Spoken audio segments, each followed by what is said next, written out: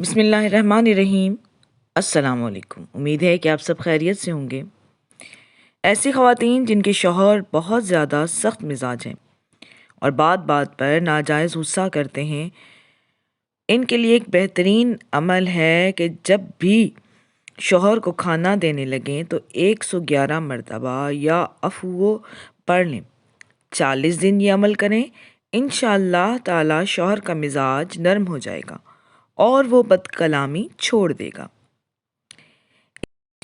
اور اگر شوہر بہت زیادہ بد مزاج ہے اور بیوی سے آئے دن جھگڑتا ہے تو بیوی کو چاہیے کہ اس میں الہی یا لطیفو 129 دفعہ پڑھ کر تیل پر دم کرے اور 3 رات شوہر کے سر پر مالش کرے۔ انشاءاللہ تعالی شوہر کی بد مزاجی ختم ہو جائے گی۔ آپ کو ویڈیو پسند آئے تو اسے لائک اور شیئر کیجئے، میرے چینل کو سبسکرائب کیجئے۔ مجھے اجازت دیجئے۔